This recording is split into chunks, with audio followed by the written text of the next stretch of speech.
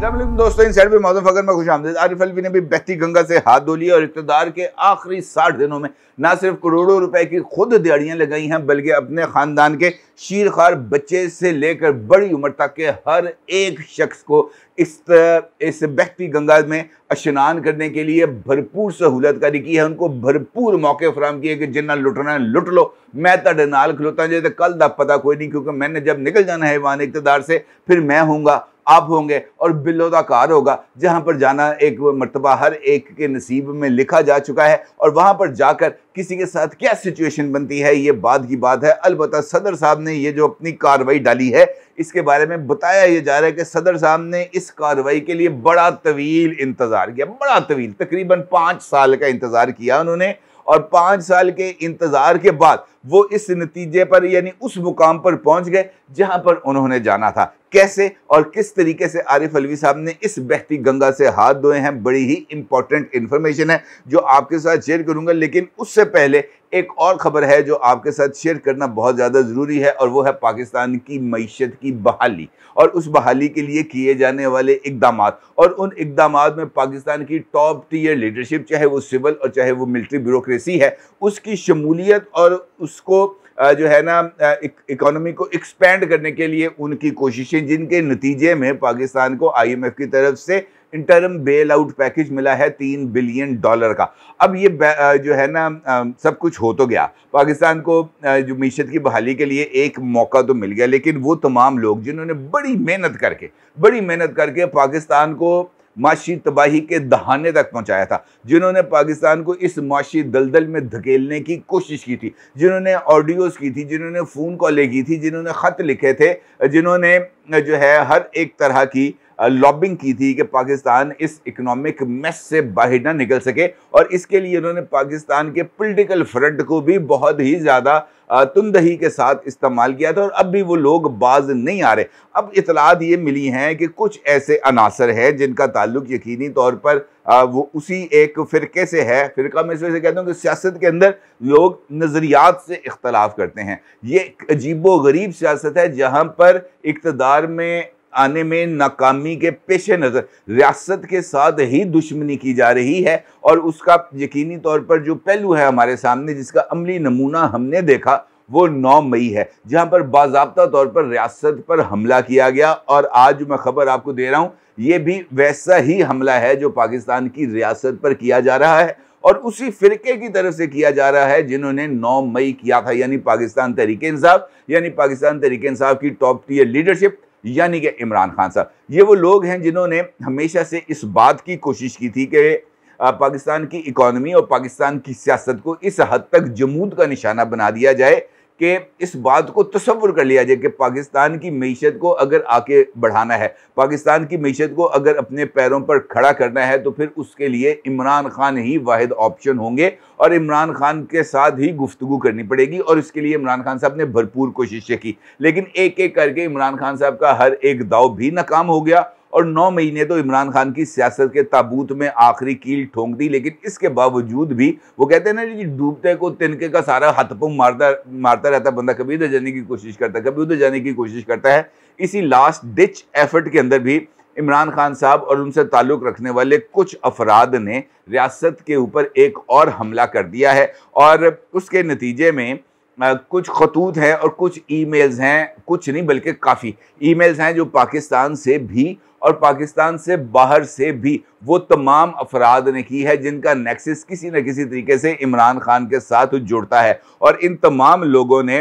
Financial action task force यानी FATF को ख़त लिखे हैं, ईमेल्स की हैं, और उन ईमेल्स के अंदर इस बात का मुतालबा किया गया है कि पाकिस्तान के ख़िलाफ़ जो है वो कार्रवाइयाँ सख्त की जाएं और पाकिस्तान को ब्लैक लिस्ट करार देकर फैटफ की लिस्ट में से पाकिस्तान के ऊपर पाबंदियां लगाई जाएं। और ख़ास तौर पर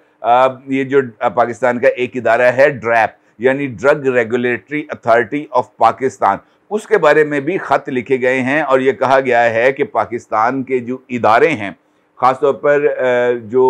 हमारे वो तमाम इदारे जिनका ताल्लुक़ नेशनल सिक्योरिटी से है,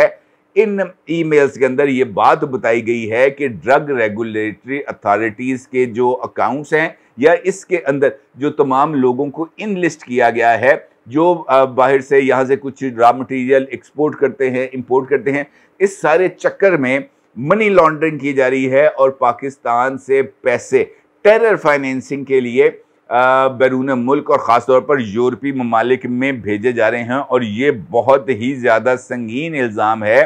पाकिस्तान के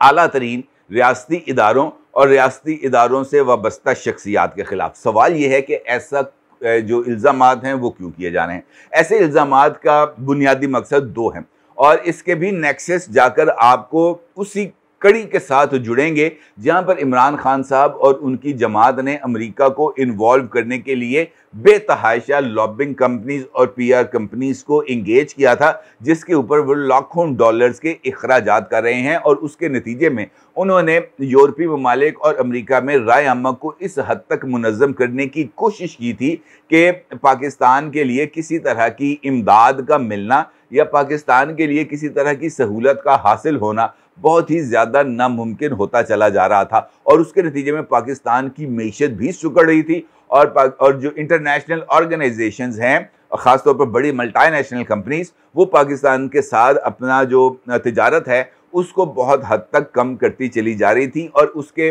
बुनियादी अगराज़ व मकासद यही थे कि पाकिस्तान की जो इकॉनमी है उसको इंजुमात का शिकार किया जाए, उसको उसके फैलाव को सुकड़ाव में तब्दील किया जाए ताकि प्रेशर बढ़े और इस प्रेशर के नतीजे में इमरान खान साहब और उनकी जमात अपनी टर्म्स एंड कंडीशंस को डिक्टेट कर सके। हर एक स्टेप के ऊपर chief of army staff general Asim Munir साहब की तरफ से लिए जाने वाले इनिशिएटिव्स की बिना पर इस सारे के सारे प्रोसेस के अंदर रुकावटें पैदा की गई। और अब जब आईएमएफ के साथ पाकिस्तान ने एक बेल आउट पैकेज किया है 9 महीने के लिए, एक इंटरम बेल आउट पैकेज है जिसे अब स्टैंड बाई अरेंजमेंट्स भी कहते हैं, और उसके सामने आने का बुनियादी मकसद ये था कि दोस्त ममालिक को पाकिस्तान के अंदर फाइनेंसिंग कराने में सहूलियात हासिल हों और उसके अंदर वो कुछ बढ़ चढ़ कर रोल भी प्ले कर सकें। अब इस पहलू को जब मद्देनज़र रखा जाता है तो फिर ये पहलू भी सामने आता है कि गवर्नमेंट ऑफ पाकिस्तान और ख़ास तौर पर चीफ ऑफ आर्मी स्टाफ का ये जो एक जॉइंट वेंचर है पाकिस्तान की इकोनॉमी को अपने पैरों पर खड़ा करने के लिए,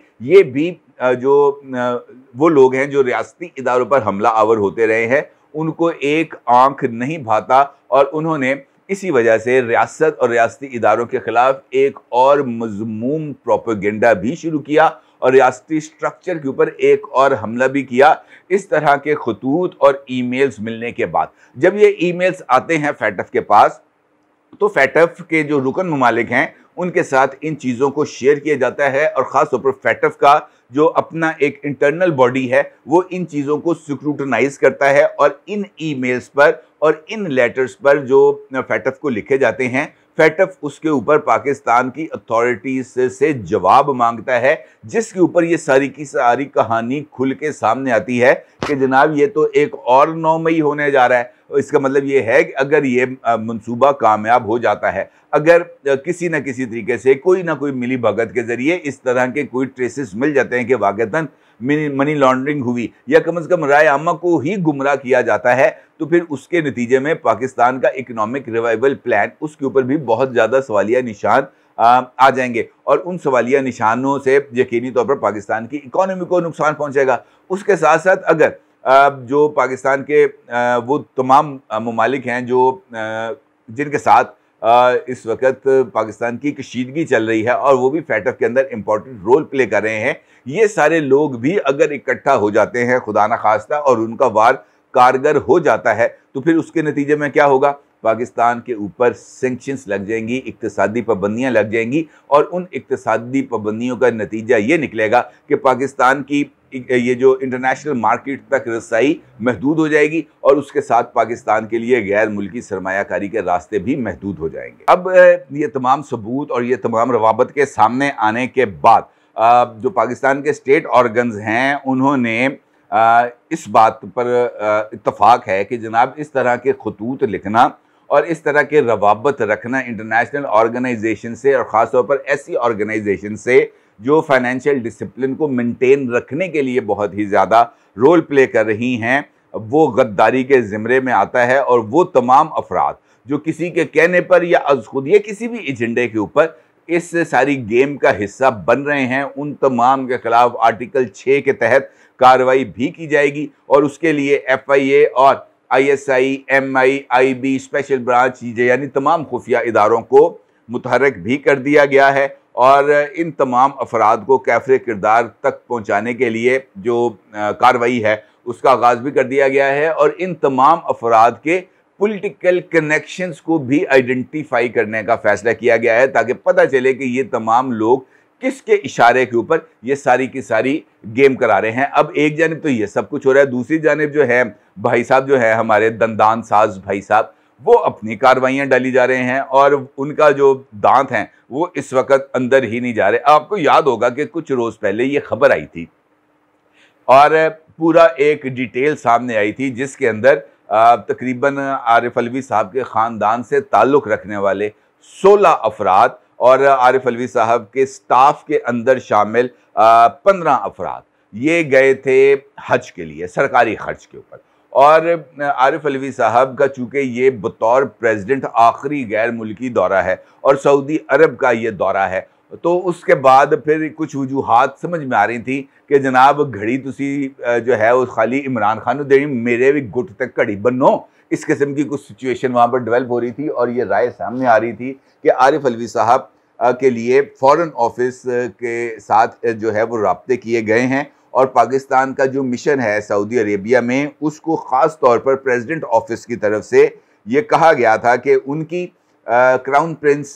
जो हैं सऊदी अरेबिया के मोहम्मद बिन सलमान साहब उनके साथ एक मुलाकात अरेंज कराई जाए और सदर साहब अपनी पूरी फैमिली के साथ जाकर मोहम्मद बिन सलमान साहब के साथ मिलेंगे। और आपको पता ही है कि हमारे जो सऊदी ब्रदर्स हैं वो किस हद तक जो है मेहमान नवाज भी हैं और फराख दिल भी हैं और अगर वो इमरान खान साहब को हर एक दौरे पर जहाज़ भर भर के तहाइफ दे के भेज सकते हैं तो आरिफ अलवी साहब भी तो कम नहीं है ना, वो भी तो प्रेसिडेंट ऑफ पाकिस्तान है और ये आरिफ अलवी साहब का खसूसियत है। इमरान खान ने तो कम अज़ कम चलो